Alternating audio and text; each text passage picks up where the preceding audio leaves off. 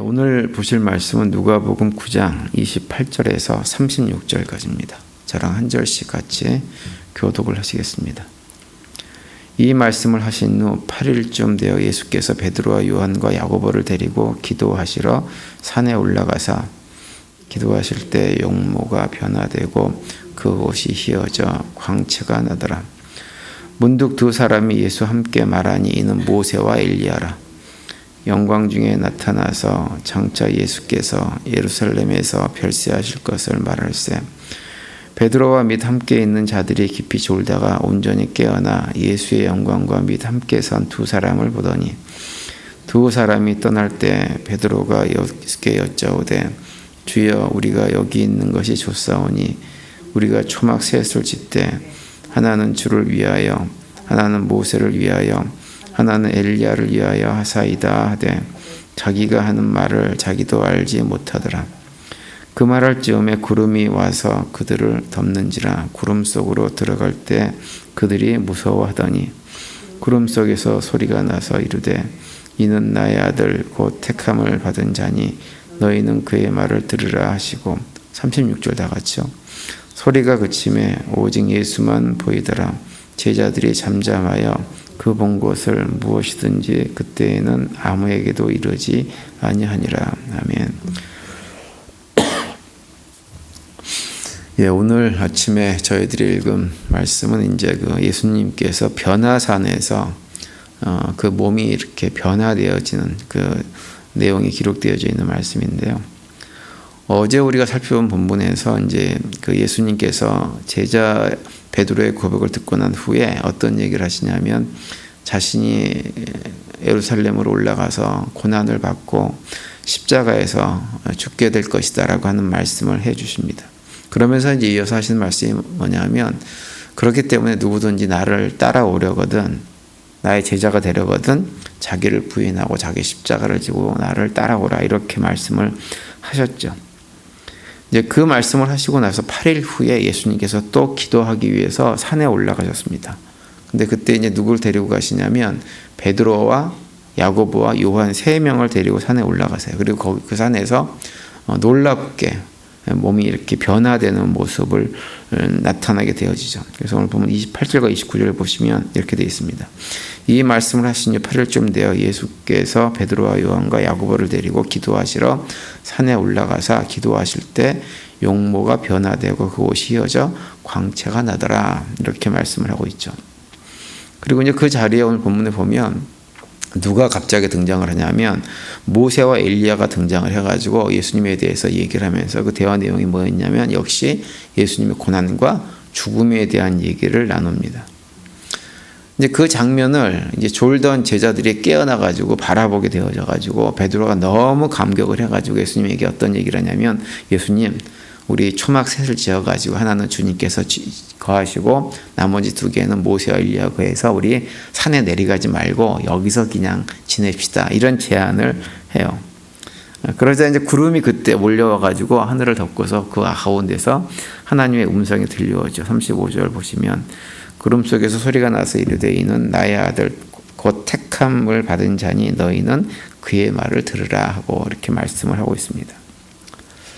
오늘 본문 내용이 그런 내용인데 오늘 본문 내용 중에서 우리가 한 가지 생각할 것이 있어요. 그건 뭐냐면 오늘 본문에서 예수님께 산에 올라가셔가지고 영광 중에 놀랍게 변화된 이런 모습들이 기록되어져 있는데 궁금한 것은 뭐냐면 왜 예수님은 그런 놀라운 장면을 베드로하고 야고보와 요한만 데리고 산에 올라가서 그 3사람에게만 보여주었을까라고 하는 거예요. 다른 제자들도 다 데려가가지고 그런 장면을 보여주면 참 좋잖아요. 근데 그렇게 하질 않으시고 그 3명만 딱 꼽아가지고 데리고 올라가셔가지고 그런 장면을 보여주셨어요. 왜 그랬을까요? 여기에 대해서 뭐 이렇게 목사님들이 설명하는 내용들이 있는데 주로 어떤 설명을 많이 하시냐면 그 3명이 예수님의 핵심 제자였기 때문에 예수님께서 그 3명을 데리고 올라가셨을 것이다 이렇게 얘기를 합니다. 실제로 나중에 이제 초대교회가 시작되고 나서 베드로하고 요한하고 야고보는 초대교회에서 굉장히 중요한 역할을 하는 것이 사실입니다. 그래서 이제 우리가 성경을 보면 예수님께서 베드로하고 야고보와 요한만을 따로 데리고 어떤 예수님의 사역에 동참하고 그것을 바라보게 하신 케이스가 이 변화산 외에 또 있어요. 예를 들어서 회당장 야이로의 딸을 고쳐주실 때도 다른 제자들은 집에 못 들어오게 하시고 베드로하고 야고보와 요한만 데리고 들어가셔가지고 거기서 회당장 야이로의 딸을 살려주십니다. 또 예수님께서 십자가에서 고난받기 직전에 겟세마네 동산에서 마지막 기도를 하실 때에도 다른 제자들이 놔두고 베드로하고 야고보 요한만 데리고 가셔가지고 그 세 명이 자기 주변에서 기도하도록 그렇게 하시고 예수님께서 함께 기도하시죠. 그 내용이 이제 마가복음 14장 32절 33절에 이렇게 기록합니다. 그들이 겟세마네라고 하는 곳에 이르매 예수께서 제자들에게 이르시되 내가 기도할 동안에 너희는 여기 앉아 있으라 하시고 베드로와 야고보와 요한을 데리고 가실새 심히 놀라시며 슬퍼하사 이렇게 기록을 하고 있어요. 제자들은 너희들은 여기 있어 나머지는 그리고 세 명만 날 따라와 그래가지고 한참 떨어져 간 자리에서 하나님께 기도했다고 하는 거예요. 그러니까 예수님을 보면 정말 중요한 자리에 다른 제자들은 다 뒤로 물려놓고 그 세 명만 데리고 어떤 일을 특별한 일을 하셨다고 하는 것이 성경에서 반복해서 우리한테 알려주는 거예요. 왜 예수님께서 그렇게 하셨을까요? 사실 인간적인 생각으로 이렇게 보면 특별히 다른 9명의 제자들 입장에서 보면 예수님께서 그 세 명만 따로 데리고 산에 올라가시고 회당장 야이로의 집에도 들어가시고 이런 모든 일들이 상당히 불공평하게 느낄 수 있는 문제입니다. 도대체 그 세 명이 뭐라고? 우리를 차별해가지고 우리 놔두고 꼭 그 세 명만 중요한 자리에는 꼭 그 세 명만 데려가셔가지고는 중요한 장면들을 보여주시고 어떤 특별한 교육을 하시나 뭐 이런 생각이 들 수가 있죠. 제가 목회를 하면서 특별하게 어떤 우리 교회 교인들을 몇 명만 딱 늘 가까이 해가지고 그분들하고만 대화하고 그분들한테만 특별한 걸 가르쳐드리고 막 이러면 여기 계신 분들 기분이 어떠시겠어요? 좋으시겠어요? 기분 나쁠 거예요. 목사님 왜 그러셔? 목회자는 그러면 안 됩니다. 목회자는 그러면 절대 안 되죠.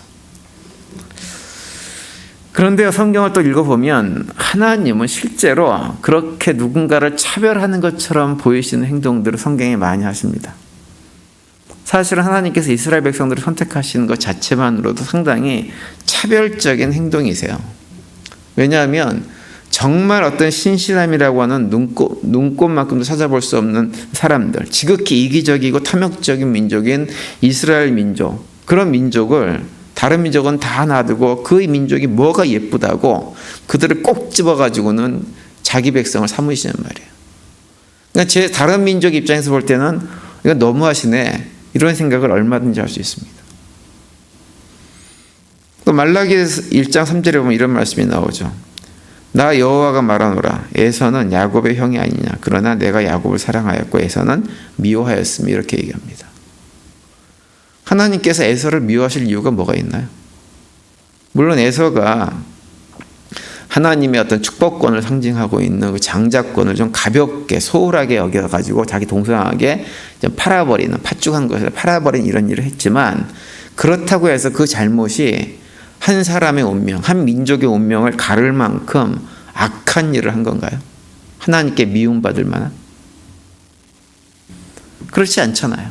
그런데도 하나님은 야곱을 사랑하고 에서는 미워했다고 말씀을 하고 있어요. 심지어는 하나님은 야곱과 에서가 태중에 있을 때부터 이미 야곱을 선택하시기까지 하는 것을 볼 수 있습니다.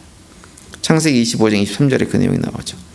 여호와께서 그에게 이르시되 두 국민이 내 태중에 있구나. 두 민족이 내 복중에서부터 나누이리라. 이 족속이 저 족속보다 강하겠고 큰 자가 어린 자를 섬기리라 이렇게 얘기합니다.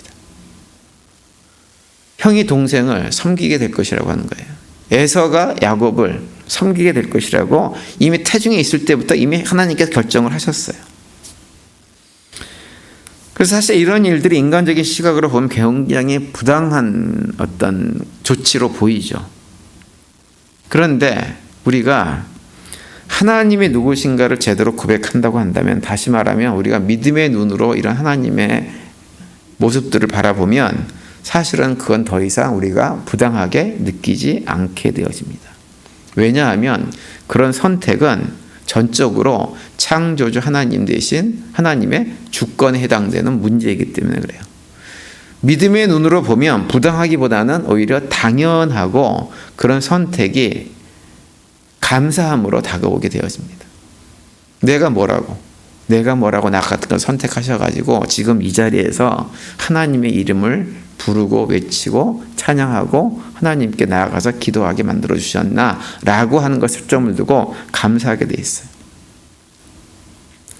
사도 바울은 로마서 9장 20절 21절에서 이렇게 선포합니다. 이 사람은 내가 누구에게 감히 하나님께 반문하느냐? 지음을 받은 것이 지은 자에게 어찌 나를 이같이 만들었느냐 말하겠느냐? 토기장이가 진흙 한 덩이로 하나는 귀하게 쓸 그릇을 하나는 천하게 쓸 그릇을 만들 고난이 없느냐 이렇게 말씀을 하세요. 하나님은 토기장이시고 우리는 뭐예요? 그릇입니다.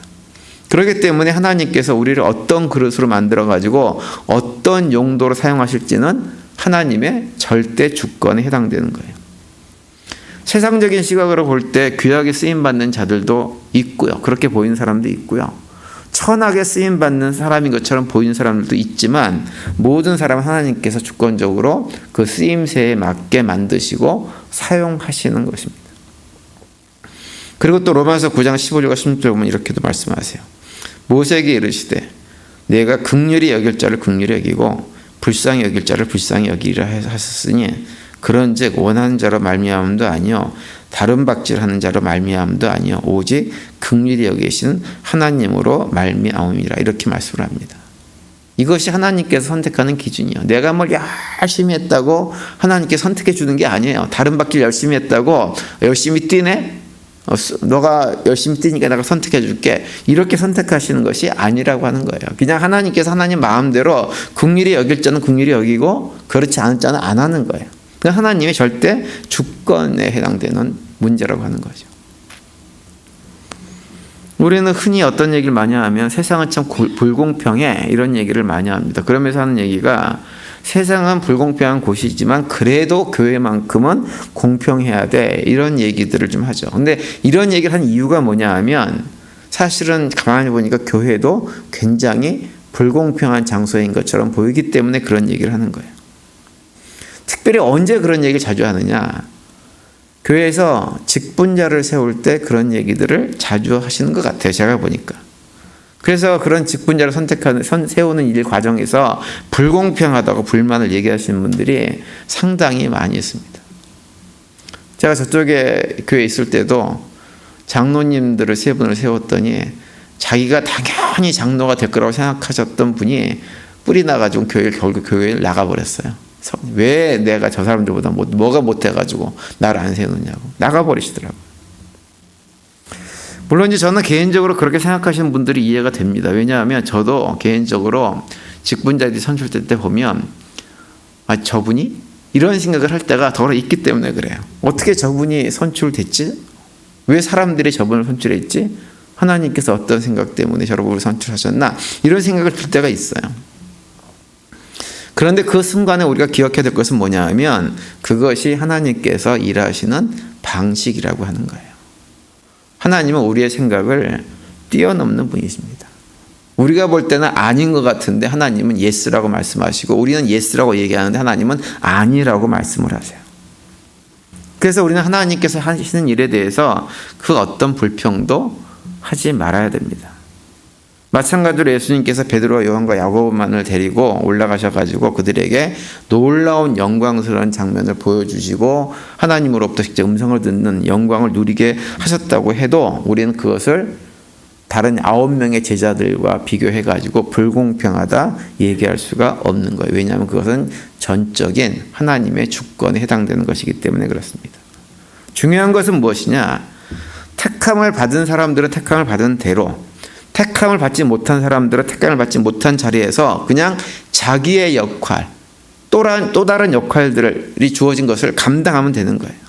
왜냐하면 우리 모두는 어떤 특별한 직책에, 사역에 부름을 받든 안 받든 상관없이 우리 모두는 다 하나같이 그리스도의 몸된 교회의 지체들이기 때문에 그렇습니다.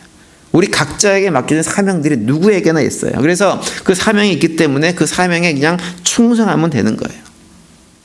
그럴 때 우리는 불평보다도 감사함을 가지는 마음을 갖게 되어지고 그 감사한 가운데 하나님의 은혜를 누리는 삶을 살 수가 있게 되어지는 것입니다. 따라서 오늘 하루 또 지내시면서 그런 고백 가운데 신실하게 믿음의 길을 걸어가시면서 우리가 어떠한 자리에 있든지 상관없이 하나님께서 나에게 맡겨준 그 자리에서 맡겨진 사명들을 신실하게 감당하며 그리스도의 몸된 교회 지체로서의 역할을 잘 감당해서 하나님에게 기쁨이 되어지는 복된 삶을 살아갈 수 있게 되기를 간절히 바랍니다. 오늘도 그런 고백 가운데 주님과 동행하시고 또 주님께 주신 참된 평강을 누리는 복된 하루가 되시기를 간절히 축원드립니다.